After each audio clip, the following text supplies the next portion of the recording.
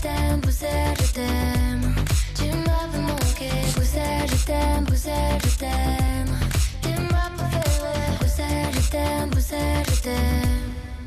Hola y bienvenidos a Bruselas Te Quiero, nuestro programa semanal de debate político. Desde el corazón de Europa analizamos los principales temas de la actualidad internacional y vemos la postura y el papel de la Unión Europea con sus luces y sus sombras.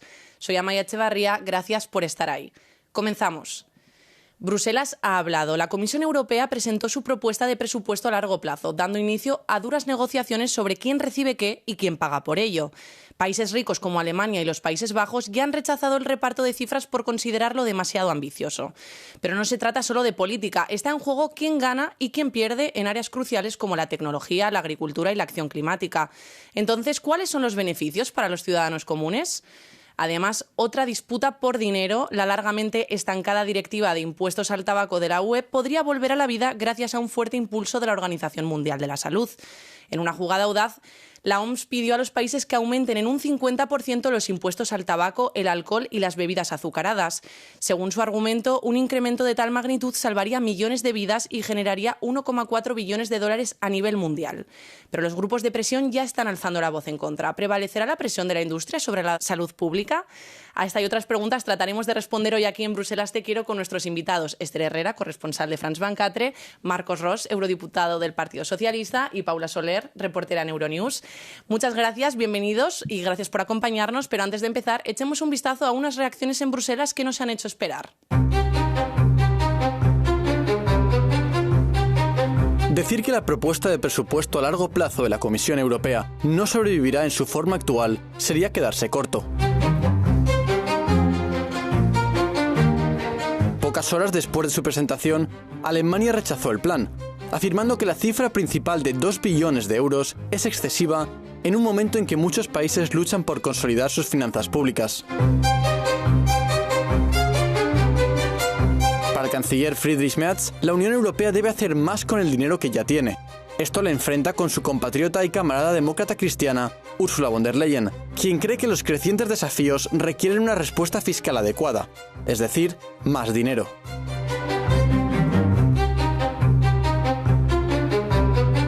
Prepárense para duras batallas presupuestarias que podrían durar 2 años. Al final, todo se reducirá a esto: quién gana y quién pierde.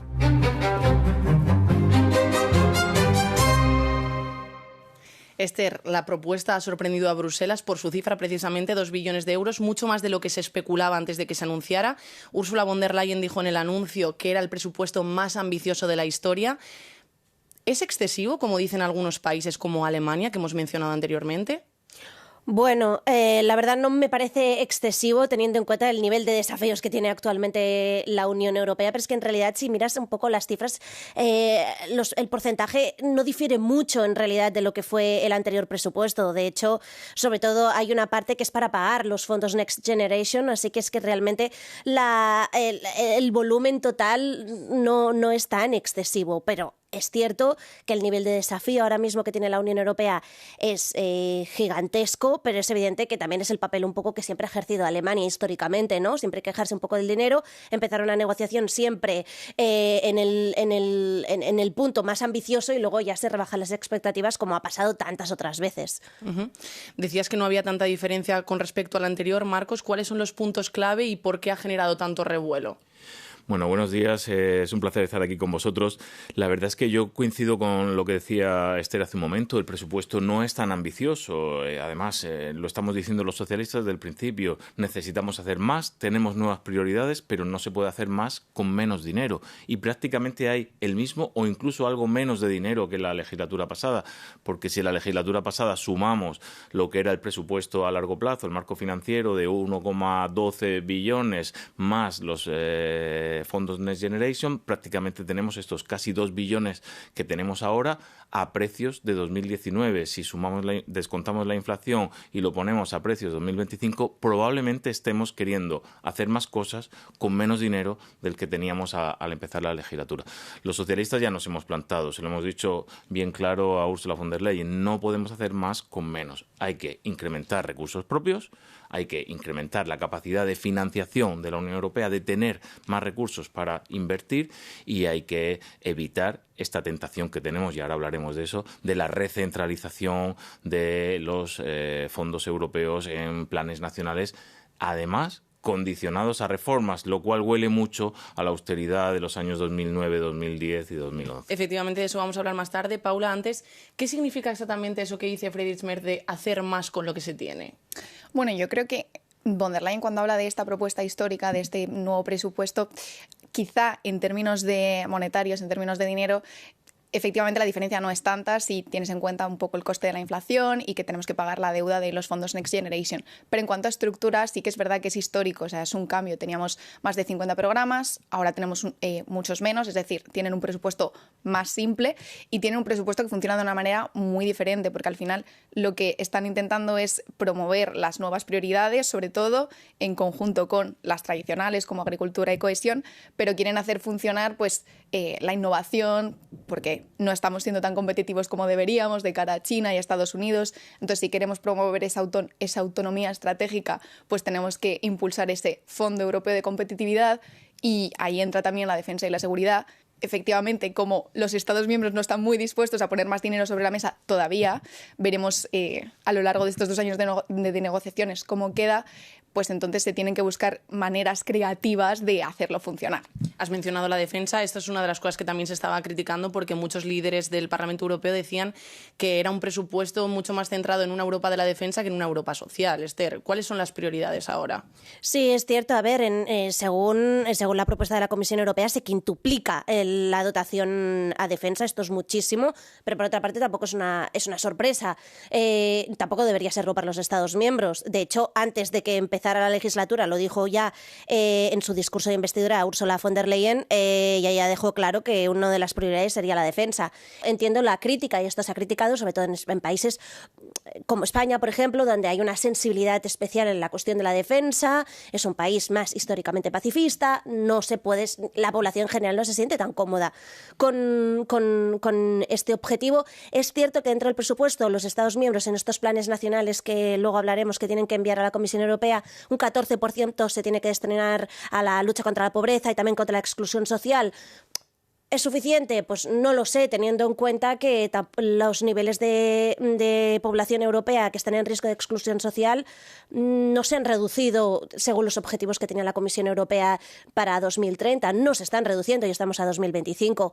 Por lo tanto, creo que quizás podríamos ser más ambiciosos, pero sí que es cierto que ahora mismo es el momento en que se encuentra la Unión Europea.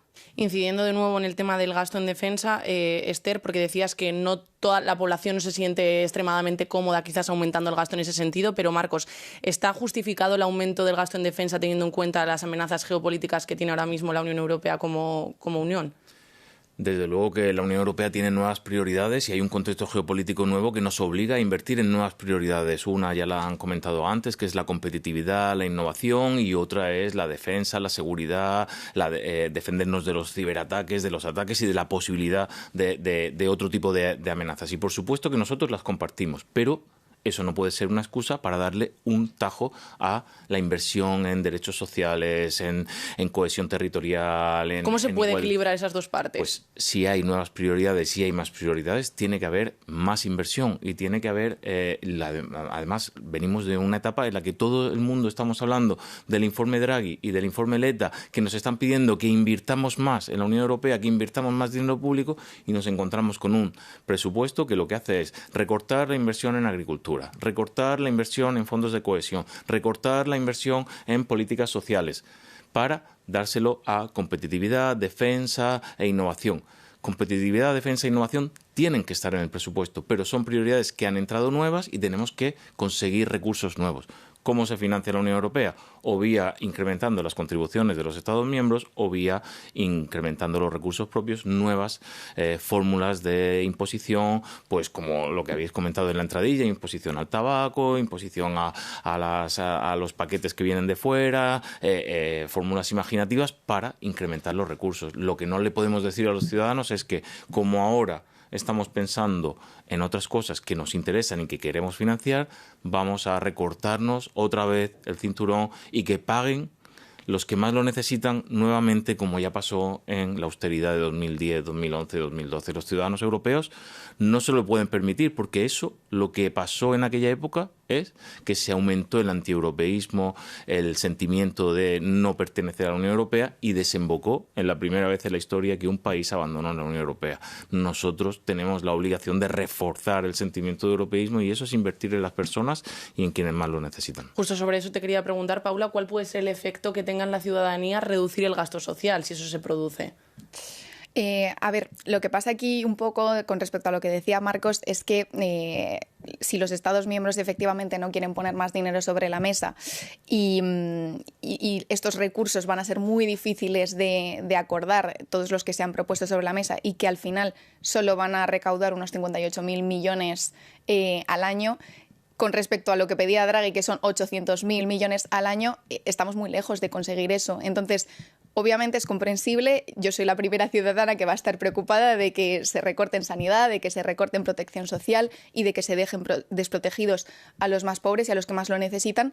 Pero claro, entiendo también un poco la dicotomía en la que se ve la Comisión de tener que proponer: hay que defender el continente, hay que apoyar a Ucrania y si no tenemos más dinero, pues de algún lado tenemos que recortar, ¿no? Entonces, no sé muy bien dónde está la respuesta correcta a esto. Probablemente sea que los Estados miembros que están más en contra de aumentar los recursos y de arrimar un poco más el hombro tendrán que acabar arrimándolo, pero como son 2 años de negociaciones, pues todavía es pronto. Esta es una primera propuesta, la que ha hecho la Comisión, van a tener que estar todos de acuerdo. Entonces, ¿tendremos que acabar hablando de eurobonos? Pues probablemente, quizá, yo pienso. Bueno, justo, perdón. No, sí, yo es que quería abundar en la línea de lo que estaba diciendo Paula, porque efectivamente lo más importante es que vienen 2 años de negociación y nosotros creemos que es importantísimo que los actores de esta negociación, Estados miembros, Parlamento, Comisión, tengamos claro el punto de partida y sobre todo que empecemos a hablar de cómo queremos fortalecer la Unión Europea. Y la Unión Europea no se fortalece reduciendo la inversión en políticas sociales, en políticas de cohesión territorial, de cohesión social. No se fortalece de esa manera, porque al final lo que hacemos es desenganchar a los ciudadanos. Cuando los ciudadanos no tienen dinero para comprar la vivienda, cuando los ciudadanos están viendo que se despueblan sus territorios y no hay inversiones en sus territorios para vivir con igualdad de oportunidades, cuando las regiones han desaparecido del presupuesto de la Unión Europea. Es decir, ya hay regiones que no saben si van a recibir fondos FEDER, fondos de cohesión, fondos de transición justa, porque quedan al amparo de que su Estado miembro que recibe un fondo nacional, un plan nacional, invierta en su región o no. Ahora no es así. Por lo tanto, podemos tener una Europa a 2 o a 3 velocidades, la Europa de las regiones que quedan abandonadas, y ya sabemos lo que pasa cuando se abandonan las regiones. La gente sufre vulnerabilidad, la gente necesita soluciones a sus problemas, no los encuentra y se agarra a las soluciones fáciles, al populismo, al extremismo que tanto daño están haciendo en la Unión Europea. Por lo tanto, invertir en defensa también es invertir en las personas que lo necesitan para evitar que esas personas vayan directamente a atacar a la Unión Europea. Uh-huh. Aquí venía un poco también lo que decía Ruth a finales del año pasado, ¿no? Tú quieres proteger también tu estilo de vida, el estilo de vida europeo, todo este sistema de bienestar que tenemos. Si no tenemos seguridad, es que nos queda, ¿no? Suena como muy simple, pero al final es una manera buena de hacerle entender a la gente de que efectivamente tenemos que invertir aquí, porque si no, Rusia puede pensar que ahora está invadiendo Ucrania y mañana puede ser Estonia. También hay una labor didáctica detrás de enseñar un poco a la población dónde se quiere invertir y cuáles son los motivos por los que hay que reforzar esas áreas. O sea, Esther, hablamos de vencedores y vencidos de alguna manera, ¿no? ¿Quién gana y quién pierde en este presupuesto? Un área donde también se ha invertido menos, se pretende invertir menos en la parte verde, de políticas verdes, que es precisamente una disputa que ha protagonizado la parte de la moción de censura a von der Leyen, donde se le ha pedido que haga un impulso más grande a esas políticas.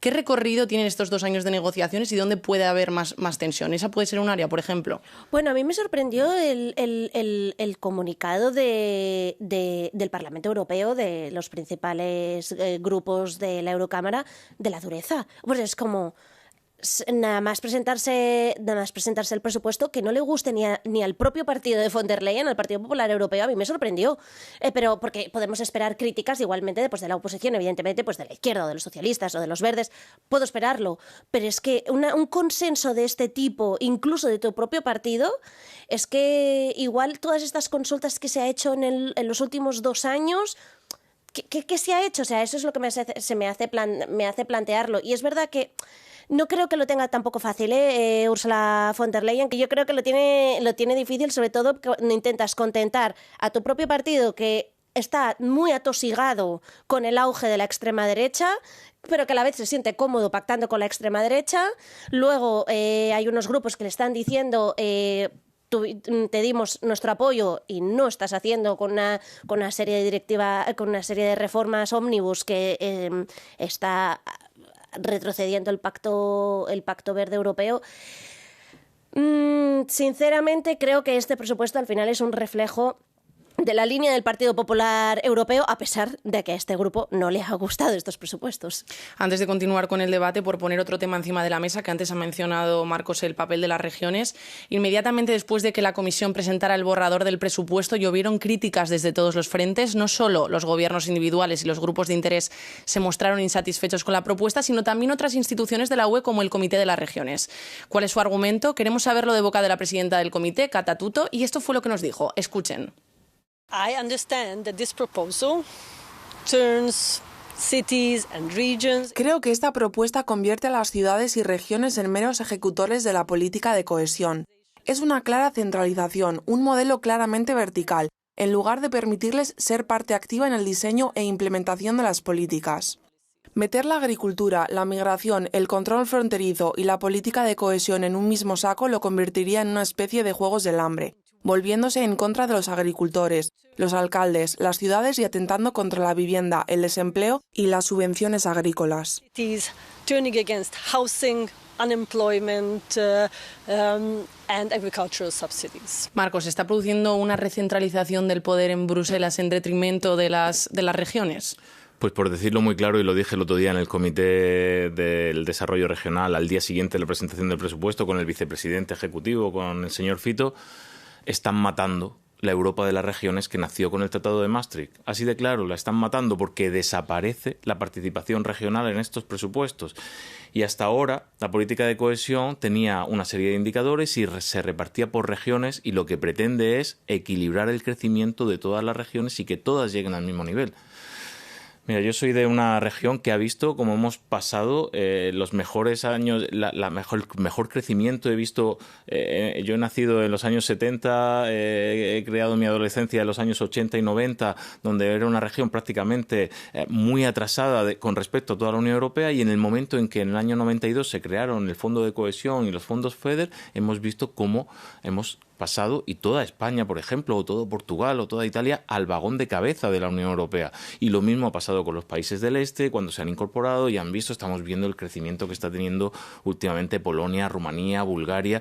Son cambios espectaculares. Eso es la política de cohesión. Yo digo siempre, la política de cohesión es el alma social de los presupuestos, porque cuando hablamos de políticas sociales hablamos de educación, hablamos de ir a un colegio financiado con fondos FEDER, hablamos de ir a un centro de salud o a un hospital financiado con fondos a la universidad, hablamos de formación de trabajadores financiado con Fondo Social Europeo. Y todo eso se equilibra y se redistribuye en función de los indicadores de cada región. Y lo que ha hecho, y lo decía muy bien la presidenta del Comité de las Regiones, esta propuesta de presupuesto, es eliminar esa estructura que teníamos hasta ahora y dar un fondo nacional a cada país, que además está mezclado con agricultura, con inmigración, con turismo, con desarrollo rural, y que cada país va a poder invertir en función de sus necesidades, pero no necesariamente en las regiones que más lo necesitan.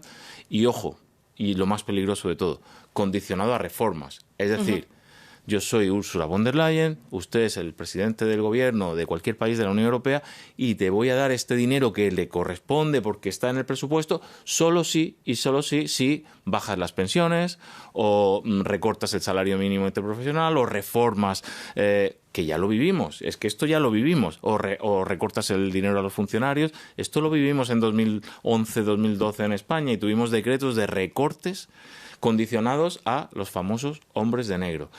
Y el otro día se lo dijimos bien claro a la presidenta, no queremos hombres de negro otra vez en los países europeos. Los países y las regiones saben administrar su economía y los fondos de cohesión tienen que seguir siendo unos fondos regionalizados. Lejos de cohesionar, esto puede fragmentar más Europa. Paula, ¿cómo se puede combatir eso? Yo creo que lo que va a pasar es que realmente von der Leyen va a encontrar mucha resistencia. Lo hemos visto con el Comité de las Regiones, lo vamos a ver también con el Parlamento, que, como decía Esther, fueron los primeros que estaban muy cabreados, porque al final, desde las filtraciones que tuvimos el año pasado, de este documento, ¿no?, de la Comisión, de lo que estaba planeando, von der Leyen sabe perfectamente, la Comisión sabe perfectamente que esto no iba a cuadrar y que esto no iba a gustar, y ha tenido tiempo de dar marcha atrás, de volver a tener estas discusiones con las regiones, con el Parlamento, y de modificar esa propuesta, y aún así ha salido con lo que ha salido. Entonces, lo único que pienso que puede pasar es que von der Leyen no lo va a tener fácil. Si finalmente lo consigue o no, no lo va a tener fácil. Pero no es la primera vez que vemos este tipo de power grab, ¿no?, que decimos en inglés, de intentar acumular poder aquí en Bruselas para que las cosas funcionen, que es un poco lo que está haciendo Úrsula para no perder un poco el control. Uno de los sectores también, perdona que te corte, Esther, uno de los sectores también muy conectados con las regiones es el sector de la agricultura, que es uno de los que se han dicho que también es uno de los grandes perdedores. ¿Cómo interpretamos que no se haga caso a ese sector, teniendo en cuenta que ya hemos vivido aquí en Bruselas grandes protestas por parte de ellos? A mí me ha sorprendido mucho esto de acabar con los dos pilares históricos, ¿no?, con los pagos directos, con el desarrollo rural, que hasta ahora siempre había habido, como funcionaba la PAC de siempre. Entonces, eso sí que a mí me ha sorprendido. Von der Leyen, una de las primeras cosas que dijo en rueda de prensa es que lo importante eran los pagos directos y que eso se mantenía para los agricultores.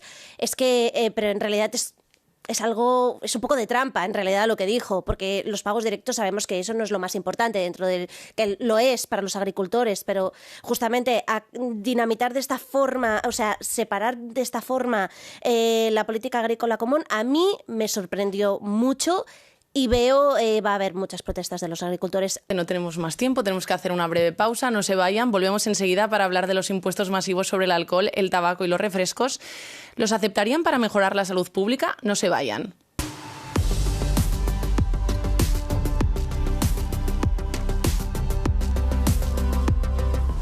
Bienvenidos de nuevo a Bruselas Te Quiero. Soy Amaya Echevarría y junto con mis invitados repasamos algunos de los temas de actualidad de estos últimos días.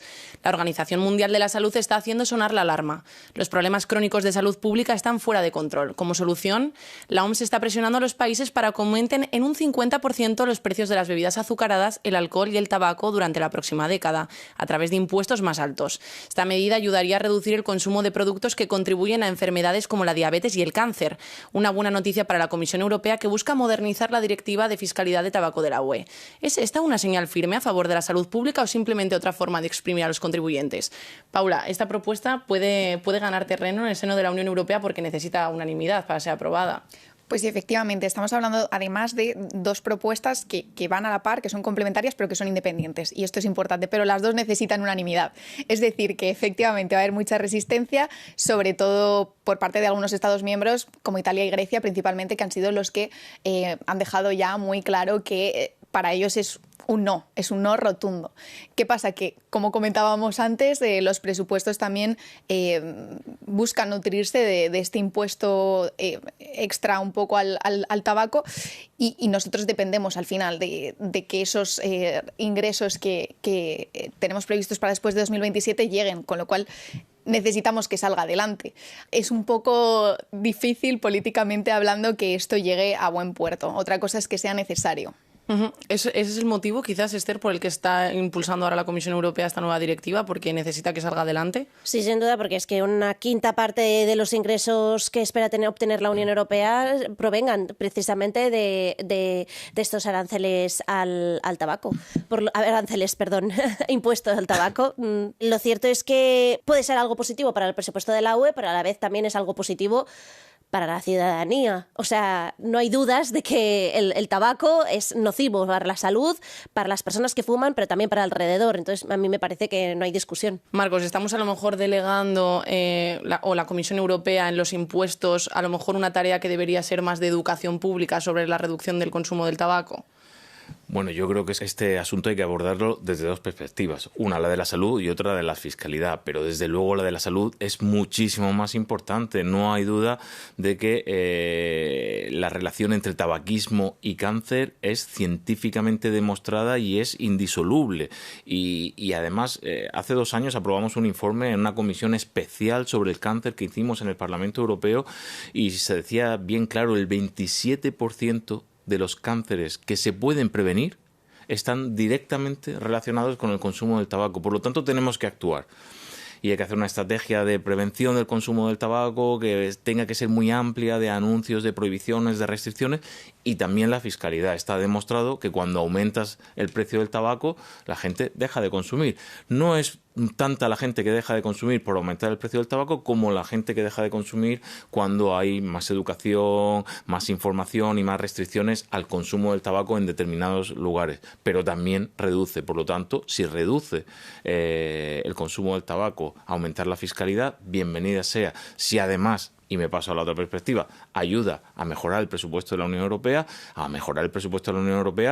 que se va a destinar, por ejemplo, en tener médicos, centros de salud, consultorios, hospitales que atiendan a las enfermedades, a todo tipo de enfermedades, pero también a las relacionadas con el consumo del tabaco. Por lo tanto, es que es indudable que tenemos que ir a prevenir esta adicción que generan las compañías tabaqueras, cuyo único objetivo es que el ciudadano siga enganchado y siga consumiendo.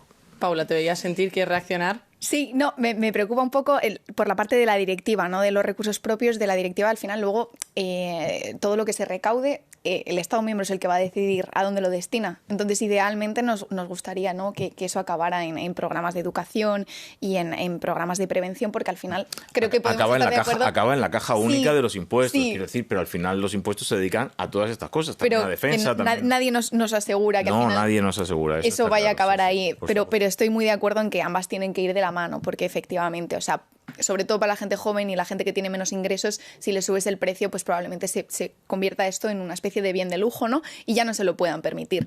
Y eso pues ayuda. Pero efectivamente yo creo que lo más eficaz es que desde pequeñitos pues nos digan que fumar mata y que puede derivar en un montón de problemas de salud que nos podemos ahorrar. Habías dicho antes, Paula, que había 2 estados que habían dicho claramente que no, pero hay un actor que no está nada contento tampoco con el rumbo que está tomando todo esto, que es la Asociación Europea del Tabaco, que representa a la industria. Al frente de la organización está Peter van der Mark. Hablamos con él sobre la posibilidad de un aumento de los impuestos al tabaco y esto fue lo que nos dijo.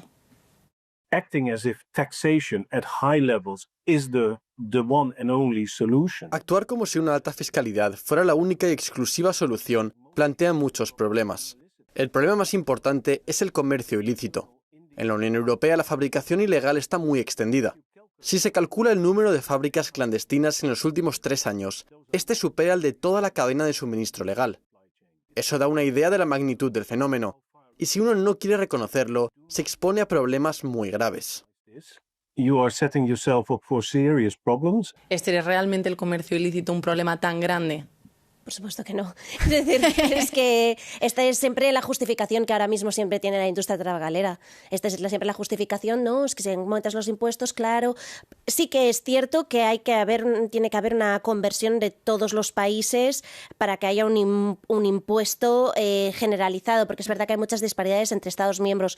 Pero justamente la reforma que propuso la Comisión Europea lo que espera es justamente armonizar este impuesto mínimo. Lo difícil va a ser, evidentemente, que se requiere unanimidad, pero el problema no es el comercio ilícito, el problema es el tabaco en sí, para la salud de los humanos.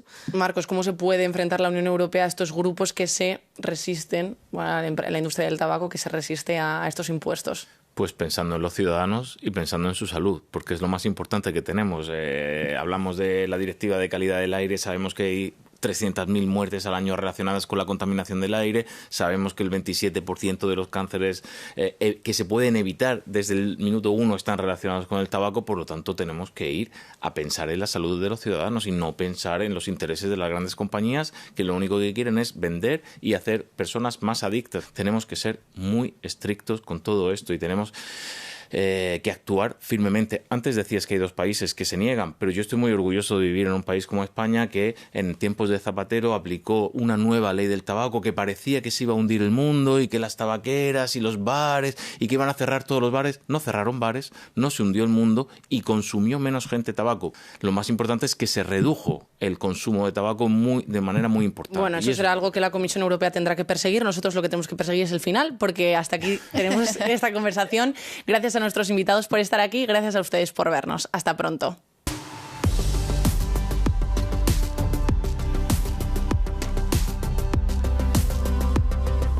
Hola y bienvenidos a Bruselas Te Quiero, nuestro debate político semanal en Euronews. Soy Amaya Echevarría y me acompañan Esther Herrera, corresponsal de France 24, Marco Ros, eurodiputado del Partido Socialista, y Paula Soler, reportera en Euronews.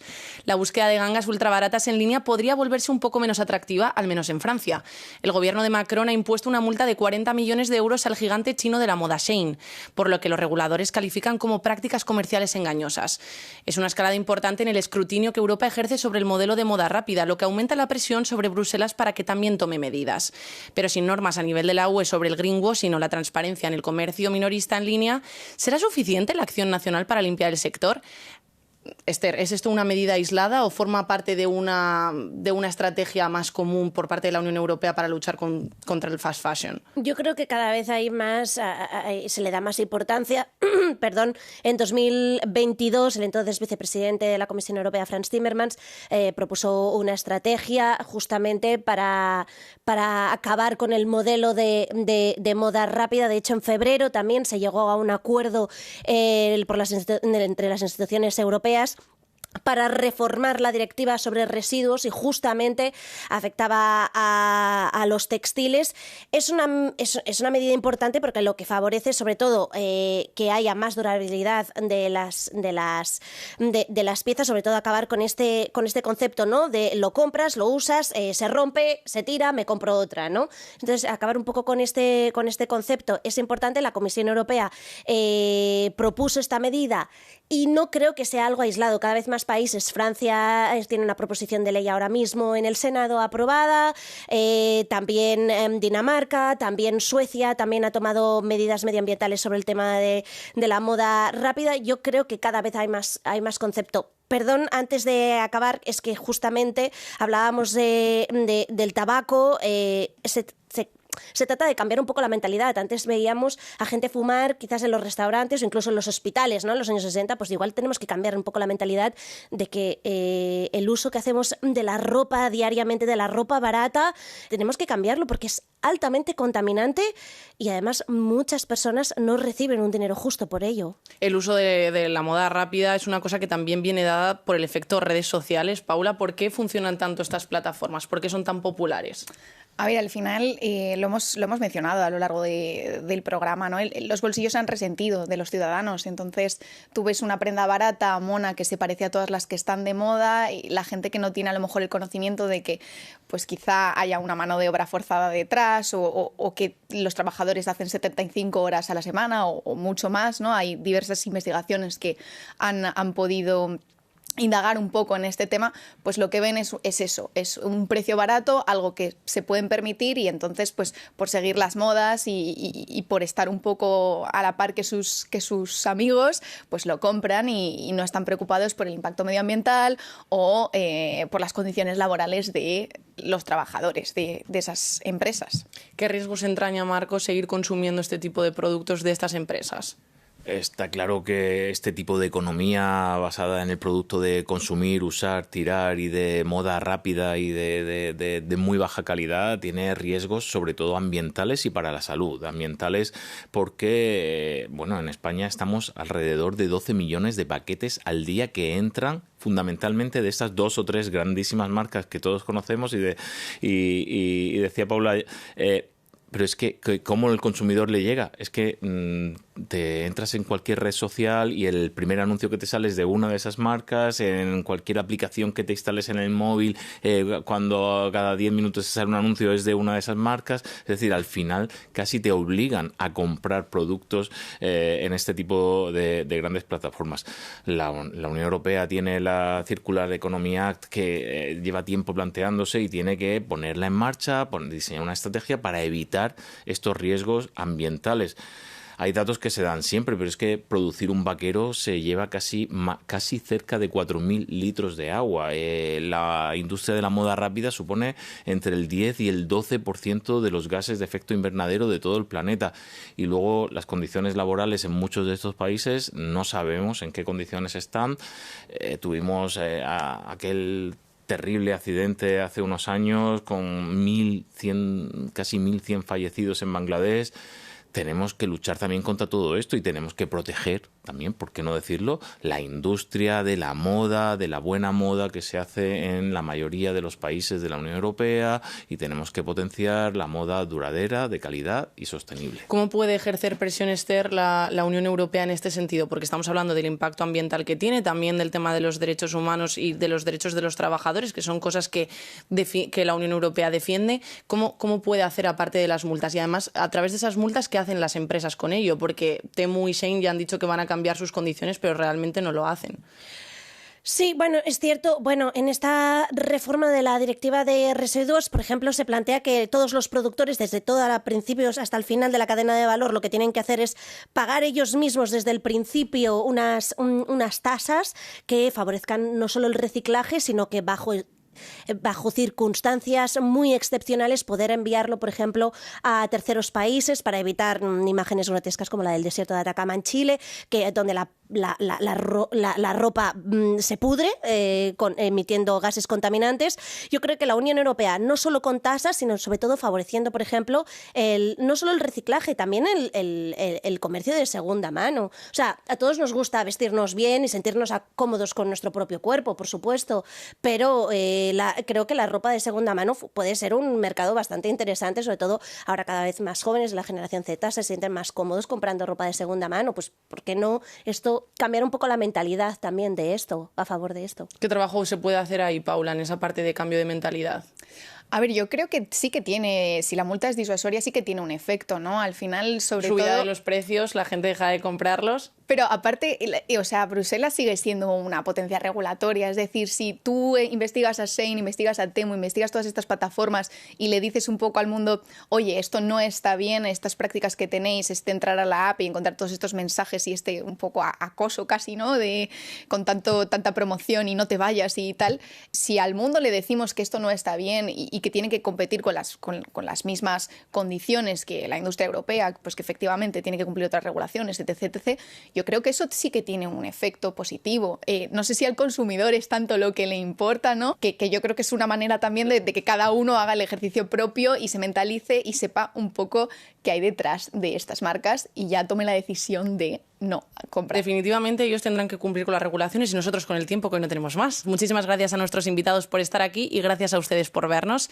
Si quieren comentar este u otros temas, pueden escribirnos un correo electrónico a bruselastequiero@euronews.com o contactarnos a través de las redes sociales. Nosotros nos despedimos por ahora, cuídense y hasta pronto.